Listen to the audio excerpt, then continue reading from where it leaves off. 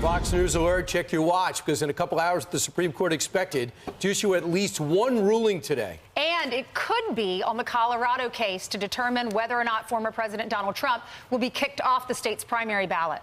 Jillian Turner is live from the White House with the latest on that. Hey, Jillian.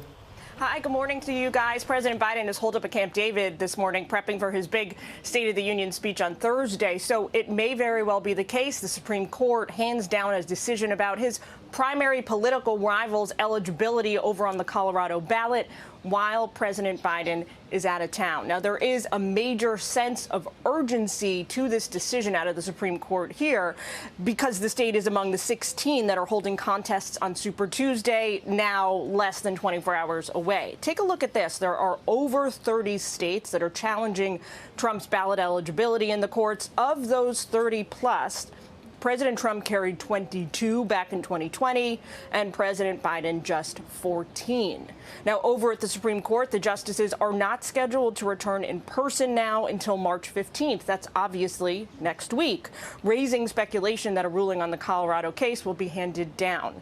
During arguments that happened back in February, some of the justices expressed major skepticism about Colorado's efforts to kick Trump off its ballot.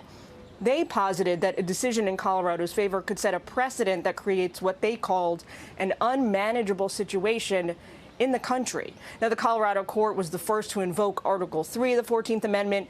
That's the one barring former office holders who engaged in insurrection from holding public office again. So as of now, guys, on Monday before Super Tuesday, Colorado does have the former president on their ballot. If the Supreme Court does not hand down a ruling today, voters tomorrow will be able to vote in favor of President Trump.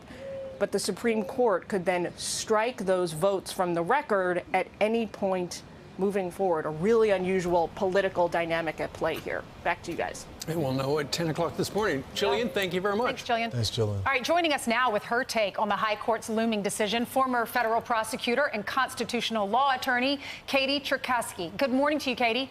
Good morning. Morning. Tell us what's happening in Colorado. Isn't it about their law there that was made so that Confederates couldn't run for state offices?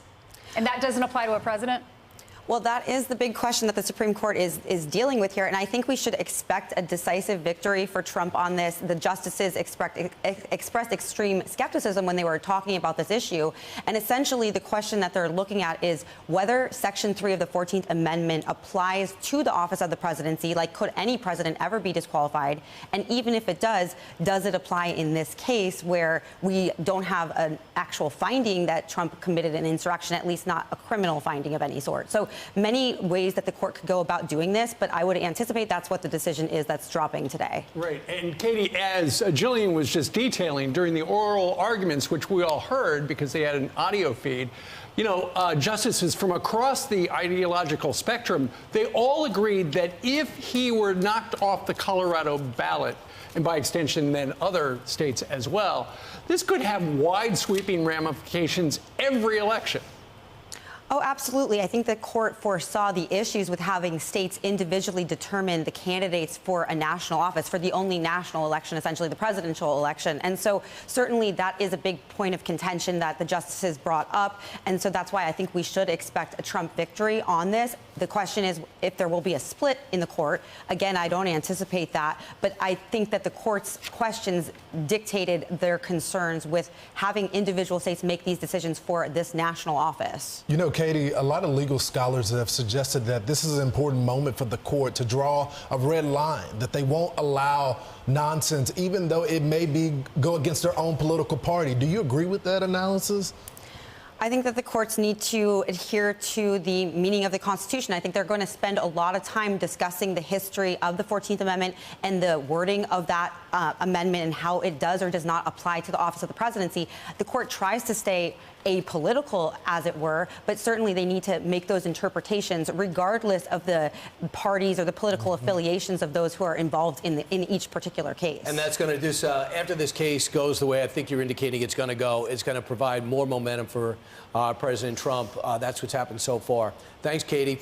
I'm Steve Doocy. I'm Brian Kilmeade. And I'm Ainsley Earhart. And click here to subscribe to the Fox News YouTube page to catch our hottest interviews and most compelling analysis.